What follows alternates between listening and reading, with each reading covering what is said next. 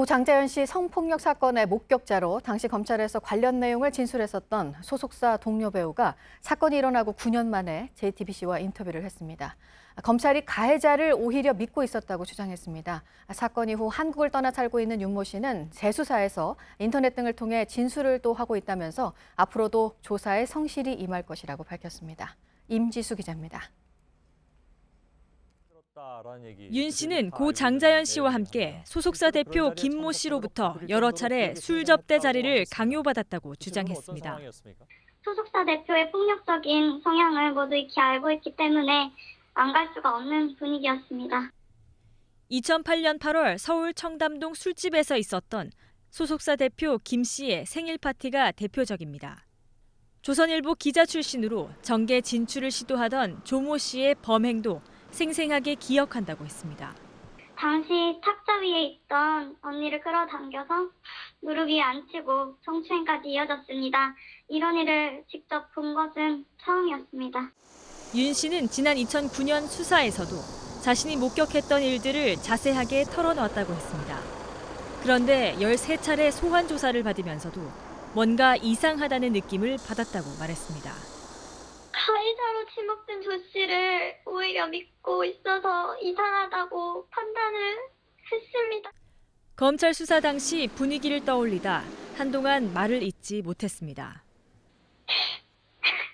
죄송합니다.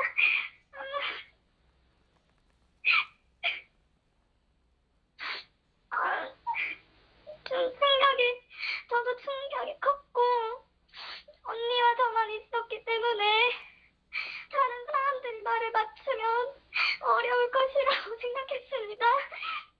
조 씨는 거짓말 탐지기 조사를 거부하다 뒤늦게 조사에 응했고 거짓 반응이 나왔지만 검찰은 혐의를 부인하는 조 씨를 믿어줬습니다. 오히려 목격자 윤 씨의 진술에 신빙성이 없다며 조 씨를 무혐의 처분한 겁니다. 윤 씨는 검찰 수사에 협조했던 자신에게는 불이익이 잇따랐다고 기억했습니다.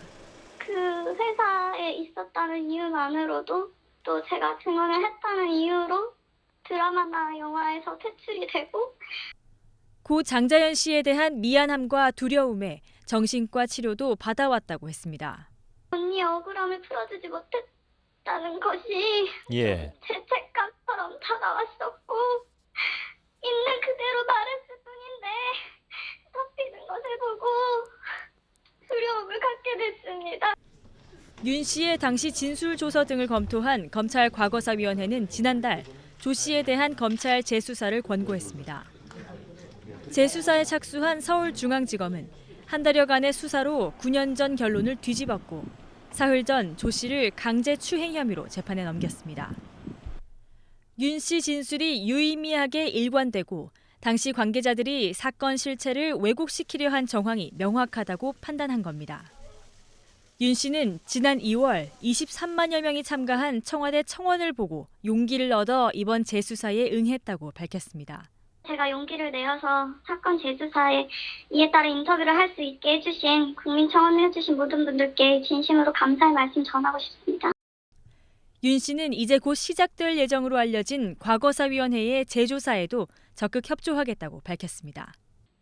제가 도울 수 있는 부분은 인터넷과 전화를 통해서 진술을 하고 있고요. 앞으로도 이전처럼 그래왔듯이 조사에 성실히 임할 생각입니다. JTBC 임지수입니다.